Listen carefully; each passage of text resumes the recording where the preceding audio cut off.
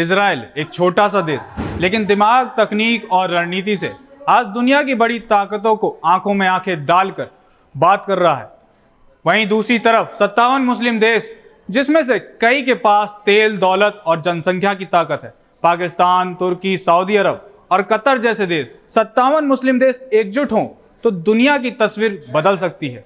लेकिन फिर भी सवाल उठता है कि इजराइल को इन सब से डर क्यों नहीं लगता? क्या है उसकी ताकत और क्यों एकजुट नहीं हो पाते इतने सारे मुस्लिम देश?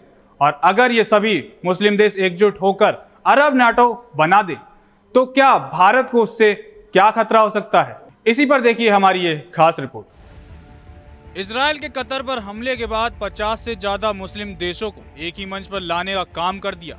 ऐसा लगा जैसे मानो इस्लामिक वर्ल्ड बना दिया हो। और फिर बात उठी इस्लामिक नाटो बनाने की, जिसके बाद दुनिया में हड़कंप मच गया। क्योंकि अगर ये हुआ तो उसके बाद इजराइल ही नहीं, अगर किसी भी देश ने उस संगठन में शामिल किसी भी देश पर अगर हमला किया तो सभी मुस्लिम देश एक साथ होंगे। लेकिन सवाल उठता है कि क्या वाकई ये अरब नाटो बन पाएगा? क्योंकि ऐसा होना मुश्किल ही लगता है। ऐसा इसलिए है क्योंकि अगर बात करें तो सऊदी अरब और कतर दोनों मुस्लिम देश हैं, लेकिन आपस में रिश्ते अच्छे नहीं हैं। इतने खराब थे कि एक समय ऐसा था जब दोनों के बीच फ्लाइट तक नहीं जाती थी। तो वहीं तुर्की और मिस्र कभी साथ थे, आज कूटनीतिक दूरी पर हैं। इसी फूट का फायदा इजराइल उठाता है। तो इस सब के बाद ये कहना गलत नहीं होगा कि डिवाइड एंड रूल की नीति आज भी उतनी ही कारगर है। लेकिन इजराइल की ताकत के बारे में बात करें तो उसकी असली ताकत उसके सैनिक नहीं बल्कि उसकी सोच है। हाईटेक इंटेलिजेंस, आयरन डोम, साइबर वॉरफेयर और डिप्लोमेसी, ये है इजराइल की असली हथियार। जहां मुस्लिम देश आपसी मतभेदों में उलझे हैं, इजराइल अपनी सुरक्षा नीति पर एक सेकंड के लिए भी समझौता नहीं करता। इतना ही नहीं, इजराइल को अमेरिका जैसे सुपर पावर का खुला समर्थन भी है। हर साल अरबों डॉलर की फौज मदद, टेक्नोलॉजी और कूटनीतिक छाया, ये सब मिलकर इजराइल को एक छोटा मगर अजय देश बनाती है। और फिर एक बात ये भी है कि ये अरब नेटो बनना इसलिए भी मुश्किल लगता है क्योंकि इजराइल ने इनमें से कई मुस्लिम देशों के साथ कई अहम समझौते किए हुए हैं। तो चलिए बताते हैं इन समझौते के बारे में। सबसे पहले आता है अजरबैजान। अजरबैजान इजराइल का सबसे बड़ा तेल सप्लायर है। इजराइल की 60% तेल जरूरत वही पूरा करता है। और हाल ही में दोनों देशों ने गैस एक्सप्लोरेशन एग्रीमेंट भी किया है। मतलब ऊर्जा के मोर्चे पर इजराइल के लिए अजरबैजान बेहद ही अहम है। बात करें अगर यूएई की तो 2020 में यूएई ने अब्राहिम समझौते के तहत इजराइल को मान्यता दी थी। और इसके बाद बहरीन, मोरक्को और सूडान भी जुड़ गए। आज दोनों देशों के बीच व्यापार, पर्यटन, शिक्षा और सुरक्षा के क्षेत्र में सहयोग है। इजराइल अपनी जरूरत के 10% पेट्रोलियम उत्पाद भी खरीदता है। तो वहीं मिस्र और इजराइल के बीच प्राकृतिक गैस का समझौता है। इजरायली गैस मिस्र के एलएनजी टर्मिनलों के जरिए यूरोप तक पहुंचती है।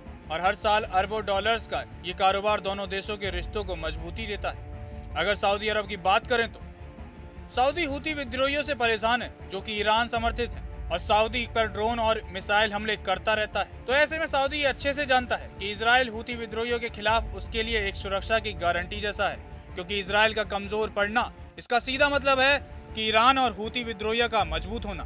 तो वहीं तुर्की भी पर्दे के पीछे से इजराइल से व्यापार करता आ रहा है। हालांकि वो इन संबंधों को आधिकारिक तौर पर खत्म कर चुका है, लेकिन छुपकर अभी भी उसका व्यापार जारी। इस्लामिक नाटो से भारत को खतरा। पाकिस्तान की मौजूदगी वाला अरब इस्लामिक नाटो बनना भारत के लिए चिंता की वजह बन सकता है। पाकिस्तान पहले से ही चीन के साथ मिलकर भारत को घेरने की कोशिश करता है। अगर मुस्लिम नाटो में पाकिस्तान शामिल होता है तो ये गठबंधन कश्मीर मुद्दे पर पाकिस्तान का साथ दे सकता है, जिससे भारत पर अंतर्राष्ट्रीय दबाव बढ़ेगा। भारत के करीबी दोस्त जैसे यूएई और कतर भी इसमें शामिल हो सकते हैं, जो भारत पाकिस्तान संबंधों को प्रभावित करेगा। एक रिपोर्ट में कहा गया है कि अगर मुस्लिम देश पाकिस्तान के साथ मिलकर इंडिपेंडेंट मुस्लिम नाटो बनाते हैं तो भारत और मुस्लिम देशों के बीच तनाव बढ़ सकता है। तुर्की का पाकिस्तान को सैन्य सहायता देना जैसे ऑपरेशन सिंदूर में पहले से ही भारत के लिए चिंता का विषय है। लिहाजा अरब नाटो तो एक तरफ है, लेकिन दिलचस्प बात यह है कि कई मुस्लिम देशों में इजराइल से रिश्ते सुधार लिए हैं। तो ऐसे में क्या इजराइल से अपने रिश्ते बिगाड़ने का ये खतरा उठाएंगे? क्योंकि जंग से ज्यादा आज बिजनेस में दम है। 57 देशों की संख्या बड़ी जरूर है, लेकिन इरादे एक जैसे नहीं। और जब इरादे टकराते हैं तो इजराइल जैसे देश ताकतवर बनते हैं। सवाल आपके लिए है कि क्या मुस्लिम देश कभी एकजुट हो पाएंगे?